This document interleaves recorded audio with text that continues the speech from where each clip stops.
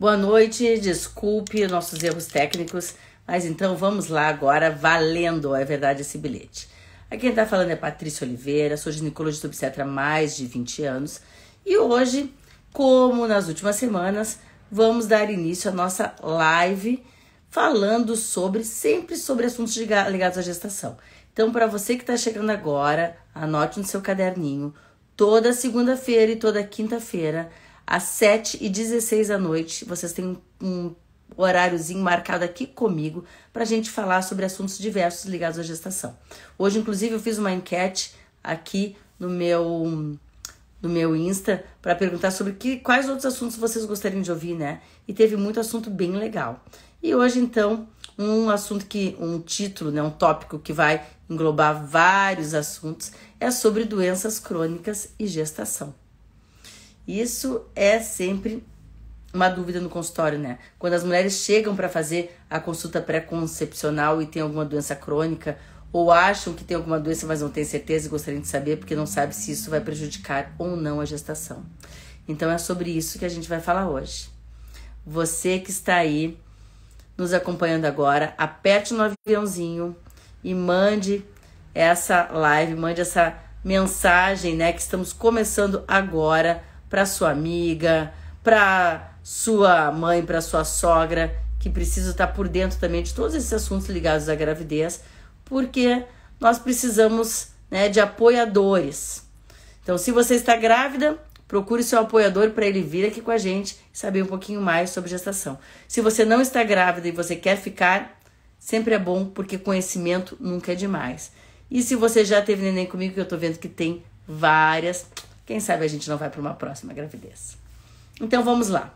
Doenças crônicas e gravidez. Quais são as doenças mais comuns, né, que a gente tem associadas à saúde da mulher e que podem ter um impacto na gestação? Então, a gente tem, por exemplo, uma das doenças mais comuns são as doenças cardiovasculares, né? São um grupo de doenças, na verdade.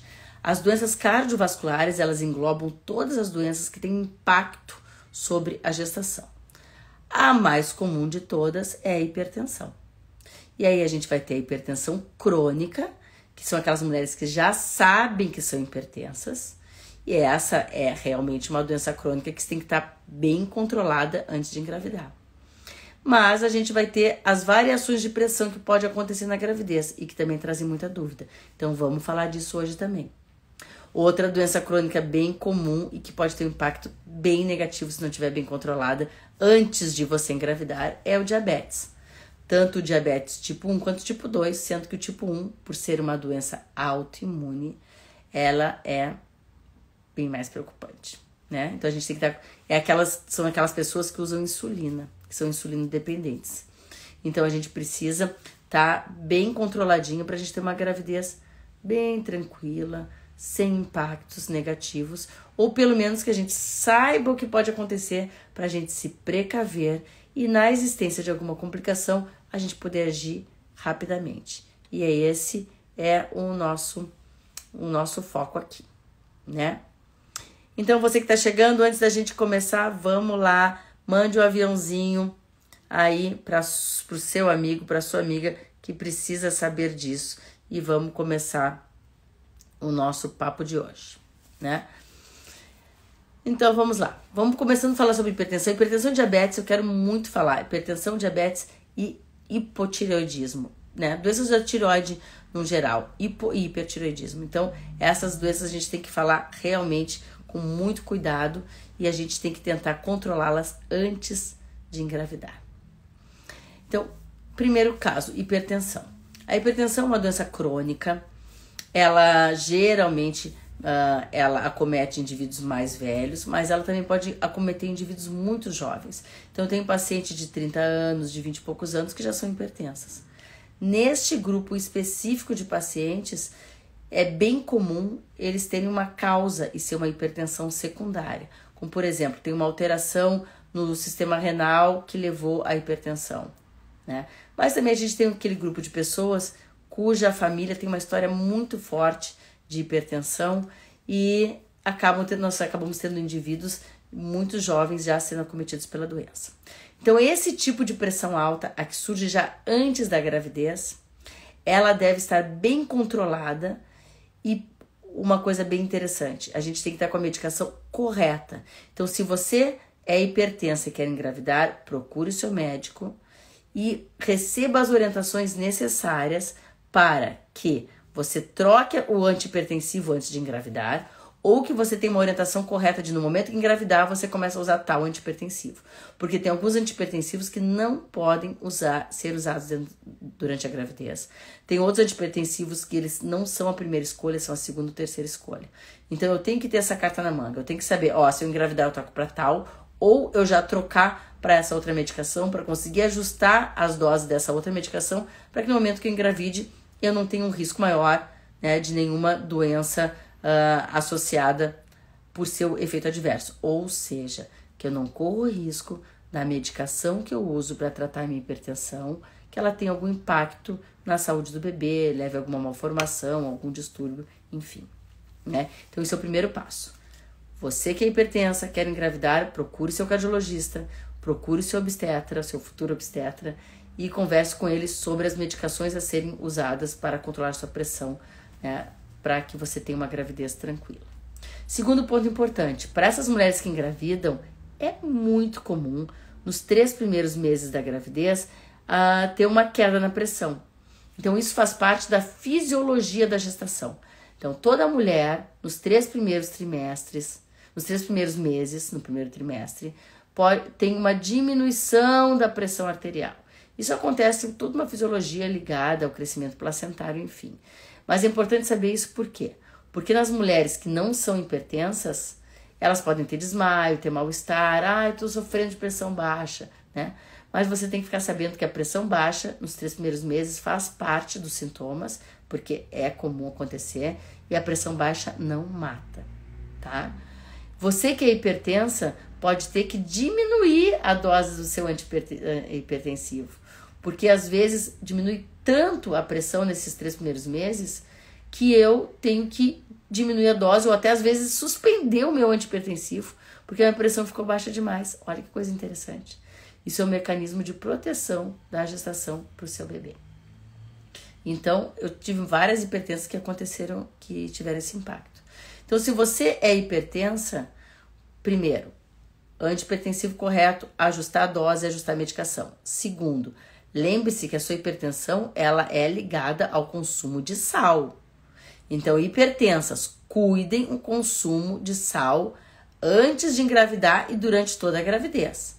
E às vezes não é o sal direto na comida, é o caldo de tempero que eu uso, que é cheio de sal, é o embutido que eu consumo, é o congelado que eu consumo, que é cheio de sódio, ou até, pasmem vocês, algumas águas minerais que são repletas de sódio. Então, as mulheres que têm hipertensão ou que têm outra doença cardiovascular têm que cuidar muito do consumo de sódio. Isso serve para a população geral, né? Porque reduzir o sódio da comida, isso faz parte do nosso bem-estar, né? Para todo mundo, mas principalmente para as hipertensas. E ajustem a sua medicação. O que pode acontecer se eu usar uma medicação que eu não devo? Eu tenho algumas medicações que podem causar algumas alterações na formação dos órgãos do bebê.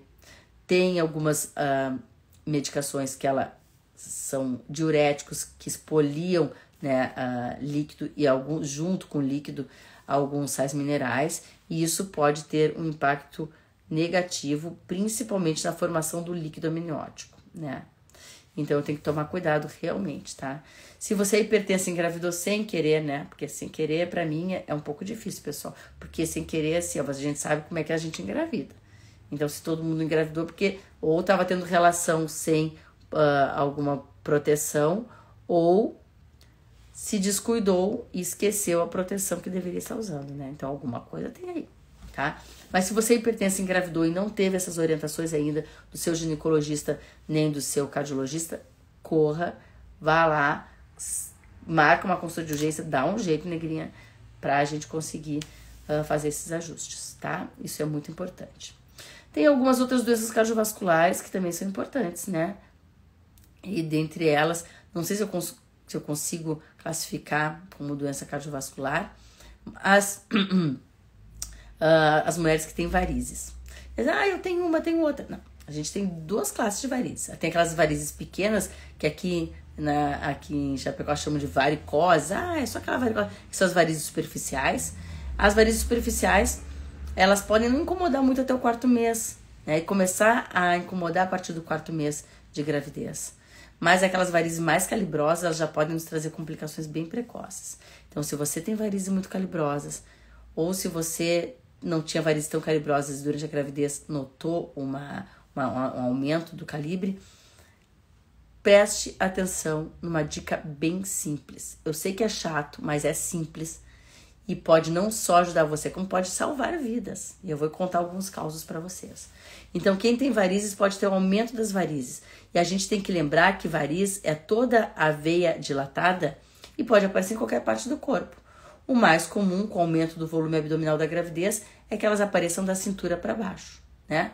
Então, com o aumento do volume abdominal, eu tenho como se fosse um empecilho no caminho para o sangue voltar das pernas para o coração. Então, eu começo a ter edema nas pernas, as pernas ficam mais inchadas, eu começo a ter aumento do calibre dos vasos, né, das varicoses, e todas as veias podem se dilatar, inclusive as veias perianais, né, nos dando o que é as hemorroidas. Olha só como as coisas são todas interligadas, né? Então, eu preciso pensar que antes de engravidar eu tenho que me preparar para ter um bom funcionamento do meu organismo como um todo. Por isso que é importante a alimentação, como eu falei na primeira live. Por isso que é importante a gente fazer uma atividade física regular, como eu falei na primeira live. Porque tudo isso já prepara o teu corpo para a gestação. E na gestação a gente manter essas atividades, né? Então, voltando lá. Se você notou que está com aumento, que está inchando, use meias elásticas. A meia elástica, é chato de puxar. Para com isso, negrinha. Deixa de ser preguiçosa. É chato de puxar, mas é importante. Mas eu não consigo parar de comer doce. Consegue sim, porque é pela saúde. Vamos se esforçar. Não é possível. Então, vamos lá. Como é que eu uso corretamente a meia elástica? Eu deixo a meia elástica na geladeira, de preferência no freezer. De manhã, ao acordar, eu visto. Pode ser aquela meia elástica até o joelho. Pode ser até a raiz da coxa, a 7/8, ou pode ser que cobre a barriga, não tem problema. Eu, na minha gravidez, quando chegou mais no final, não conseguia cobrir a barriga, me dava uma angústia, então eu desenrolava ela e deixava ela embaixo da barriga. Beleza, também pode, tá? Usar pelo menos 6 horas por dia da meia, tá? Quem fica muito tempo em pé ou muito tempo sentado, né, os dois extremos, sente muito impacto. Então, a meia elástica ajuda o sangue a circular melhor, porque o líquido que iria para baixo da pele, né, formar aquele inchaço, ele consegue voltar pro grande vaso, consegue circular melhor e você vai se sentir melhor, tá? Então, bem importante isso. Segundo ponto importante, toda gestante, independente dela já ter varizes ou não, ela tem risco aumentado de trombose. Então, você, por ser gestante, você tem mais risco de ter trombose do que se você fumasse. E se você for uma gestante tabagista, aí, negrinha, você foi boa com as cordas. Pelo amor de Deus, me para esse cigarro. Por ser gestante, eu tenho 6 vezes mais risco de ter trombose.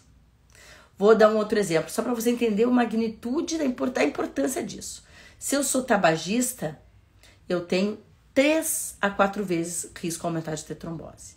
Se eu tomo pílula, eu tenho 3 vezes mais risco de ter trombose. E se eu sou gestante, eu tenho 6 vezes mais. Então, é mais risco pra gente ter trombose ser gestante do que usar pílula, né? Então, o uso da meia elástica é importante também para prevenção de trombose.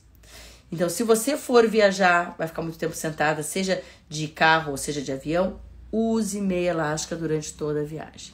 Isso pode salvar vidas, né? Eu já tive caso, por exemplo, de paciente de 17 anos, sem risco nenhum, estava tomando pílula, foi viajar para o exterior, foi viajar de avião, ficou naquele jeito que adolescente senta em cima da perna, muito tempo sentado em cima da perna. Quando foi desdobrar a perna, falou: mãe, tô com muita dor na perna. A mãe dela era médica, né? É médica. E ela foi examinar, estava edemaciado, final das contas, quando chegaram lá, direto para o hospital, era trombose. Uma guria de 17 anos. Imagina você gestante, tá? Então tome esses cuidados. Vou já aproveitar o ensejo e vou responder uma perguntinha aqui que veio na hora. Olha que legal esse comentário. Sou hipertensa crônica, levei a gestação até as 36 semanas com a pressão controlada e com 38 semanas tive cesárea de urgência por pico hipertensivo com descolamento de placenta e bebê com sangramento, com sofrimento fetal. Caraca, realmente negrinha. São aqueles casos que fogem da curva da normalidade. Então, uma gestante que já se sabia hipertensa crônica e estava controlando a sua pressão, qual a probabilidade dela aumentar a pressão? Primeira pergunta. Segunda, qual a probabilidade desse aumento de pressão não conseguir ser controlado e levar para o nascimento de urgência? Vou responder minhas próprias perguntas. Primeira coisa, qual a probabilidade de ter aumento de pressão? Bem provável, vou dizer quase 100% das mulheres têm aumento de pressão no terceiro trimestre. Então, mesmo as que não são hipertensas podem aumentar a pressão no terceiro trimestre. As hipertensas mais ainda, por isso que a gente tem que ficar sempre de olho. Então, provavelmente seu pré-natal foi muito bom, seu médico estava em cima e você também espertinha, já se antenou, né? Então, essas hipertensas ou as não hipertensas, mesmo as gestantes normais, podem ter aumento de pressão no terceiro trimestre e a gente tem que diferenciar se esse aumento de pressão é a hipertensão crônica que aumentou ou se eu estou fazendo uma hipertensão super ajuntada junto, né? Que pode ser, inclusive, uma pré-eclâmpsia, tá? Então, isso é muito importante.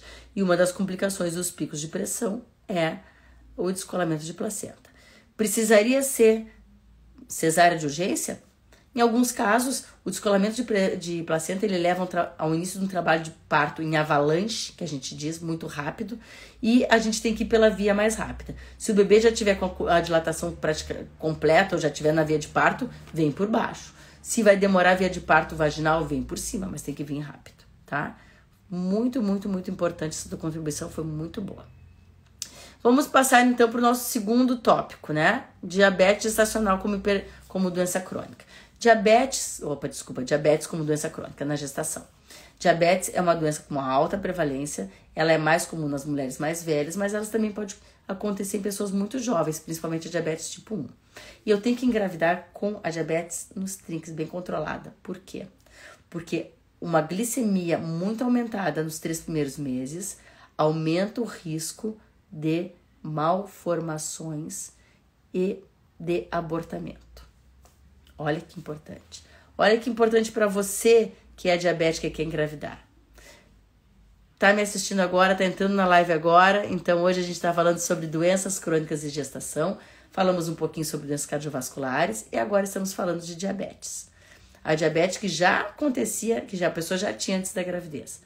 Gostou do assunto? Achou legal? Mande um aviãozinho aí embaixo para sua amiga que precisa saber disso. Para sua amiga que é gestante, para sua amiga que quer engravidar, para sua amiga diabética, sua amiga que hipertensa, para sua amiga que tenha hipotireoidismo que precisa saber um pouquinho mais para se proteger durante a gravidez. Então vamos lá. Se eu tenho diabetes, eu tenho que estar controlada antes da gravidez. E não são todas as medicações que eu posso usar na gravidez. Insulina, injeção, eu posso usar? Posso usar. Posso usar o metformin, né, que é o glifage?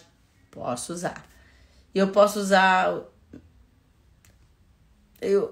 Então, tem muitas medicações que eu não posso usar, tá? Por isso que é importante para você que é diabética, entre em contato com seu médico, seu endócrino, com a sua obstetra, trabalhe em conjunto com a sua nutricionista, porque a maior parte das gestantes que eu tive, que teve problemas, é pelo consumo de açúcar, ou diretamente através de doces, ou indiretamente através de produtos que têm doce...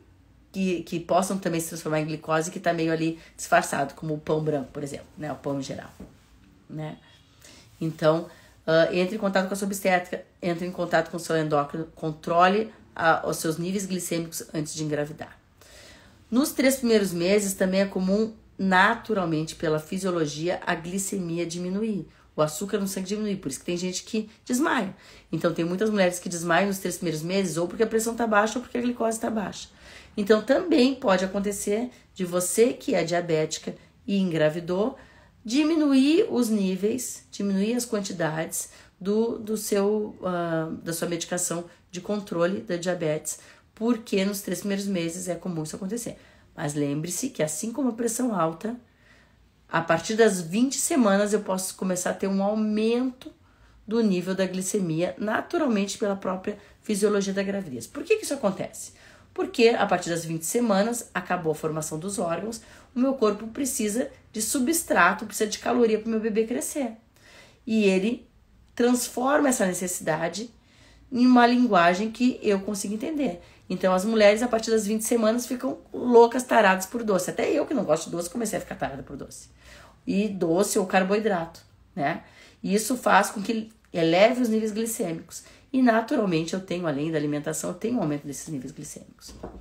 Então, é como a grávida começar o pré-natal. Ai, eu não gosto de doce, eu odeio doce. Pode ficar tranquila, doutora. Pode ficar tranquila que comigo eu vou controlar. Chega em 20 semanas, entra na gestação, entra no consultório, aumentou 5 quilos, falando, meu Deus do céu, tô louca por doce, nunca gostei, agora não paro de comer chocolate. E aquelas que já gostam de chocolate, que nem tem gente que tá na live aqui que eu sei que ama chocolate, se entope de chocolate, né? Porque o organismo transfere essa vontade, essa necessidade do bebê crescer, nessa vontade da gente comer coisas mais calóricas. Então, para a pessoa que já é diabética, imagina que caos pode, né? O que caos isso pode se tornar. Lembrando que a diabetes, então, se tiver os níveis glicêmicos muito aumentados no início da gravidez, mais risco da gente ter malformações ou até abortamento. E se esses níveis estiverem mais aumentados do meio para o final da gravidez, eu posso ter o quê? Uma dificuldade na maturação do bebê. Então, são aqueles bebês que nascem gordos e que vão para a UTI, porque fazem disfunção respiratória. Então, a gente controla os níveis glicêmicos não só porque, é para você ficar magra. Não, não é só estética, minha senhora. É também e principalmente saúde. Então, procure a sua Nutri. As Nutris fazem orientações que realmente às vezes a gente não consegue fazer, porque elas têm um conhecimento mais profundo disso. Elas ajustam os alimentos. Então, às vezes, uma banana que eu coma depois das 6 da tarde pode aumentar meu nível glicêmico ao acordar, meu nível glicêmico de jejum. E às vezes a gente sabe disso? Não sabe. Às vezes quem é diabético de repente já sabe porque já observou. Mas às vezes a gente não dá essas orientações tão detalhadas quanto as Nutris podem dar, né? Então, para você que é diabética, para você que é hipertensa, procure o seu médico, procure o seu obstetra, né? O seu médico especialista, procure o seu obstetra também para ajustar todas essas medicações, para ajustar todos esses cuidados antes de engravidar, certo? Então, o tempo tá voando, meu Deus. Então, vamos lá para nossa terceira doença que eu separei para a gente conversar um pouquinho hoje, que é sobre distúrbios da tireoide. Também são distúrbios bem comuns, bem frequentes e que a gente também tem que estar bem ajustadinho para engravidar com segurança sem ter impacto no bebê, né? Então, o hipotireoidismo, que é o mais comum. O que é o hipotireoidismo? Popularmente conhecido como aquele que engorda, né? Que não necessariamente engorda, mas enfim. Tá? O hipotireoidismo é o aumento do TSH em detrimento, né, da diminuição do T4 ou do T3 ou dos dois juntos. Então, quem tem hipotireoidismo pode sim ter bastante complicação na gravidez. E às vezes não são as complicações que aparecem de cara, elas podem aparecer depois no desenvolvimento do bebê, né? Então, a gente pode ter atraso no desenvolvimento do bebê. Por isso que é importante a gente estar com os níveis bem ajustadinhos. Eu posso, inclusive, se eu tenho um hipotireoidismo muito severo no início da gravidez, eu posso ter outros impactos na formação do bebê e posso até ter perdas fetais, tá? Então, é bem importante a gente ajustar esses níveis antes de engravidar. Então, hipotireoidismo, tomar a medicação corretamente e não parar a medicação quando engravida. Eu não sei da onde surgiu isso, né? Nenhuma doença crônica eu posso parar a medicação porque eu engravidei. Eu tenho que ajustar ou trocar de remédio, mas eu não posso parar as medicações. E eu tenho muita gente que para as medicações e quase me infarta. Quando chega, eu uso a levotiroxina 150, eu parei porque eu engravidei. Pelo amor de Deus, volta, não pare. Às vezes eu tenho que ajustar. É melhor eu ficar com hipertireoidismo, então usar uma quantidade um pouco maior da levotiroxina na gravidez do que ficar com hipo, né? Então, isso é a dica. Melhor ficar com nível, usar mais medicação, ficar mais hipertireoideia do que ficar hipotireoideia. Então, o TSH tem que sempre estar baixinho. Inclusive, uma orientação atual é que mesmo o hipotireoidismo subclínico, ele seja tratado na gestação. Por isso que antes, muitos médicos não pediam exame de tireoide na gestação, e hoje em dia é um rastreio universal, fazer TSH. Mínimas alterações também são tratadas na gestação. Então, vocês vão ver que agora na tabela dos laboratórios aparecem os níveis que são considerados normais para não gestantes e depois tem uma tabelinha embaixo mostrando o que a gente considera normal na gestação, no primeiro, no segundo e no terceiro trimestre. Então, a gente tem orientações, níveis de referência diferentes para gestantes e não gestantes e temos também níveis diferentes para considerar normal ou anormal quanto ao TSH, que são os hormônios da tireoide, dependendo do trimestre que a gente está na gravidez. Olha que importante isso, tá? Já o hipertireoidismo, que é quando eu tenho o TSH muito diminuído e o T4 ou T3 aumentado, ele não necessariamente precisa ser tratado na gravidez, sabia? Verdade. Eu tenho muitas hipertireoideias. Hipertireoidismo é aquele que pode dar calor, pode dar perda de peso, ou pode não dar nada, a gente ter e não saber que tinha. Tá? Eu tenho muita paciente hipertireoideia que não fez nada durante a gravidez. Só precisamos fazer algum tratamento, só precisaremos, e isso em conjunto com o endócrino, se a gente tiver crise tireotóxica, que é quando ocorre uma liberação maciça dos hormônios tireoideus e a pessoa tem muito sintoma, mas muito sintoma mesmo. Fica com calor extremo, tem pessoas que desmaiam, que passam bem mal. Então essas pessoas precisam fazer tratamento. O restante com hipertireoidismo não, mas o hipotireoidismo sempre, tá? Então hoje, vamos lá, para quem tá entrando agora, meu nome é Patrícia Oliveira, eu sou ginecologista obstetra e hoje o nosso assunto foi, ou está sendo, doenças crônicas e gestação. Primeiro grupo de doenças cardiovasculares. Conversamos sobre hipertensão, conversamos sobre varicoses e varizes. Segunda doença, diabetes prévia, né, a gestação. Como é que eu sei isso? Ou a pessoa já sabia, ou a pessoa no primeiro exame, no início do pré-natal, deu níveis glicêmicos alterados. Então, essa pessoa considerada diabética foi o nosso segundo tópico. E diabetes sempre tem que ser tratado com medicação ou com uma dieta muito rígida. Algumas pessoas, às vezes, nos primeiros 3 meses conseguem manter só com dieta, mas geralmente depois a gente tem que fazer uso de medicação. E a terceira doença muito importante que falamos foram distúrbios de tireoide.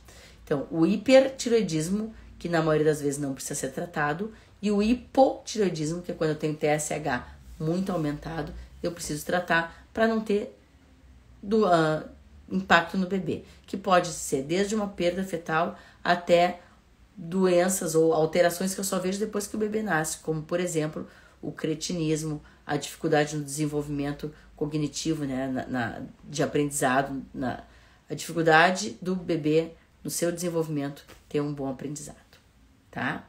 Então, as 3 doenças bem prevalentes. Outra coisa que é importante, mas vai ser o motivo de uma live sozinha, são as trombofilias.